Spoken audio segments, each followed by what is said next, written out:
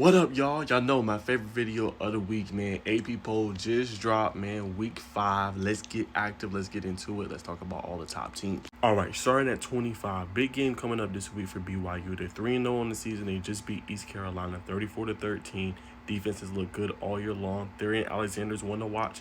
In that victory, he had 4 tackles and a solo, I believe, or an assisted tackle. He's looked good. They was led offensively by Bachmeier, who's been doing his thing. Been obviously very efficient, and most importantly, they can run the ball with LJ Martin, who had over 100 yards in that game. And BYU looks good. I like what they've been able to do this season. Big time weekend coming up for college football. I'm excited about. They're gonna play against Colorado for 10-15.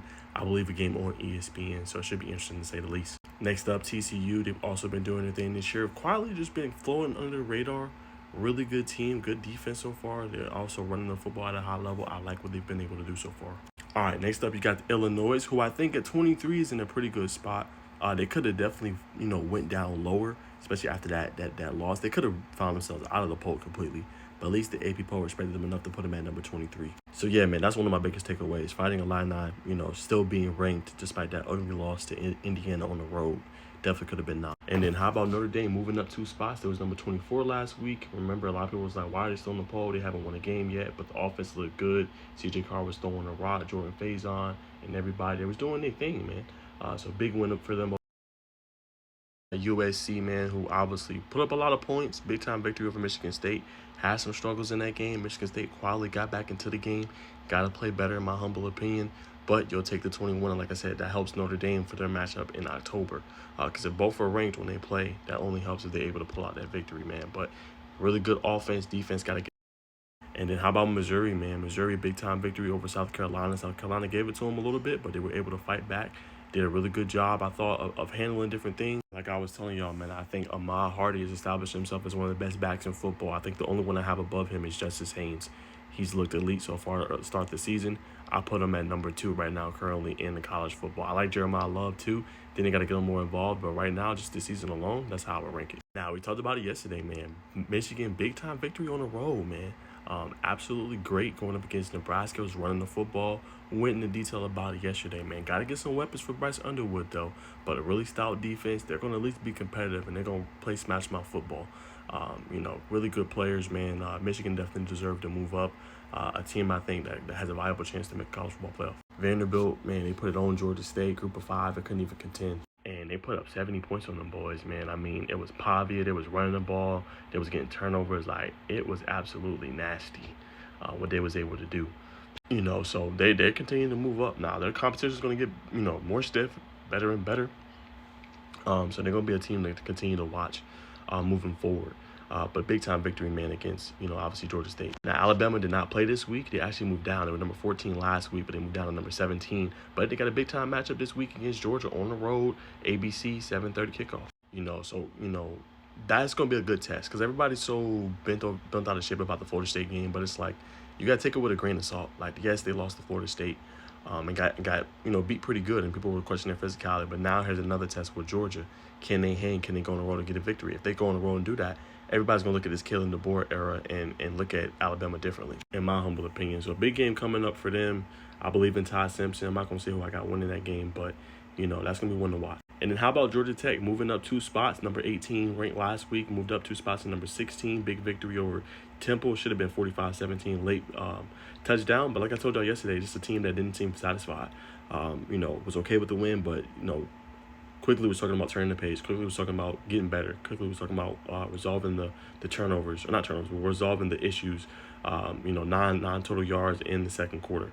0 for 3 on third down. Like, this is a team that wants to be good and want to be great, and I think that's the big thing I got from this game from GT is that they're not satisfied. So yeah, man, we'll see how they look this week against Wake Forest, but they should be able to do their thing, man. Still not clicking on full cylinders. The first quarter was the first quarter we've seen Georgia Tech play full complete football. When I say full complete, I mean just complimentary. Defense playing at a high level, offense playing at a high level. First time we've seen it all season. That's pretty scary for teams coming up. Tennessee, how about them against UAB? 56 points. They're averaging 50 points this year. Tennessee's been a problem offensively. They can throw the ball. Joey Aguilar looks good. Mike Matthews, Braylon Staley, Chris Brazel. They can run the ball with Deshaun Bishop. They also got Star Thomas. They're one-two punch. Two-headed monster. tough to stop, man. So Tennessee looks good. Got Mississippi State, who I believe is undefeated right now at 4-0. So big game coming up for the Vols, but they've looked good so far. And shout out to Boo Carter, man. I told y'all about him last week, man. He did his thing. All right, Iowa State, they had a bye week, so not too much to say here, man. See how they're going to look this upcoming week. We know about Rocco Beck, but had a bye week, man. So 14, solid spot for them. Ole Miss, I told y'all boys, they play LSU this week, bro. They better start Trinidad Chambliss and stop playing games. Like they said, Austin Simmons needs more experience. Chambliss is ready to go, and he's looked good so far. 417 total yards and 2 tubs. Let that man start. Next up, Texas Tech, big victory on the road. I mean, your quarterback goes down. Obviously, Morton. So like that was huge there. And then you still was able to go with, Thompson and be able to make the plays that you need to make to win the game. And your defense stepped up big and shutting down Devon Dampier, who was coming in as a top quarterback in college football, and you shut him down, man. So Texas Tech looks for real. Their defensive line is for real.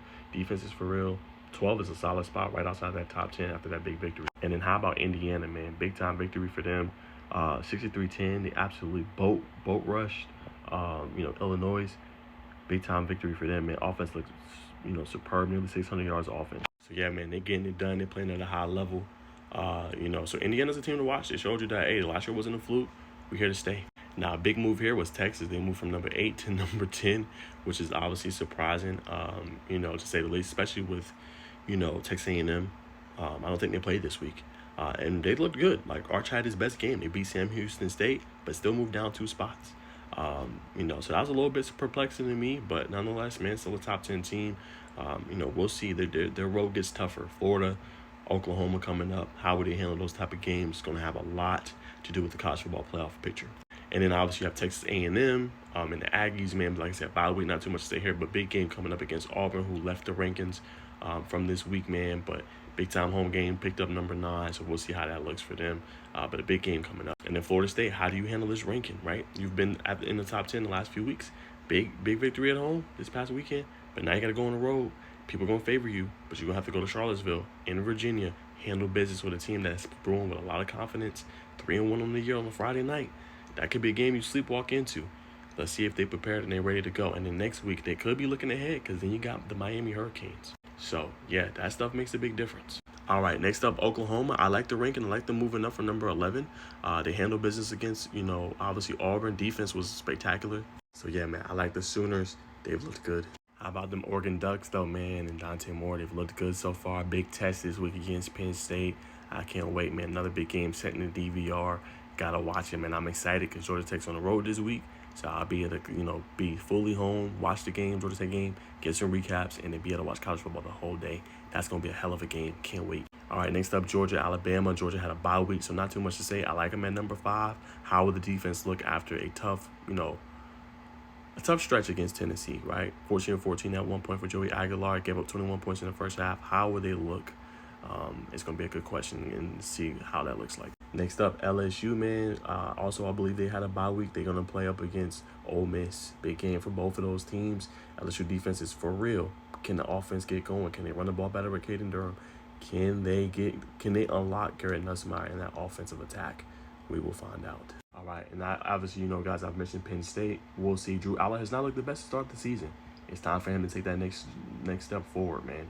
He needs to play better. He got one of the best backfields in the country, right? Honestly, when you look at, Katron Allen, you look at Nicholas Singleton, they don't put a lot on him. And you got Trevor Pena, too. Like, you got the weapons. This is a big game for James Franklin in the Nittany Lions. You need to win it. And then how about my Hurricanes, man? Number 2, highest ranking since 2017. Absolutely love it, man. My Hurricanes at number 2. We've looked good so far. Beck got to be better. We talked about that yesterday. You know what I'm saying? Lean on the rushing attack. Lean on Cameron Brown. Lean on Mark Fletcher. I think we'll be fine. And I think we have a defensive front that's one of the best in the nation. We look at Messendor and Ruben Bain, them dogs. I can't wait. And Ohio State, I believe they play Washington this week, so that'll be one to watch. They got a sticky good quarterback out there, but defense for Ohio State is something serious. Like, they are the real deal Holyfield with Caleb Downs and now Sonny Styles. But I like the rankings for the most part, man. I think they did a pretty decent job. So solid AP poll, man. That's my instant reaction. Finna post this right now. Appreciate y'all tuning in.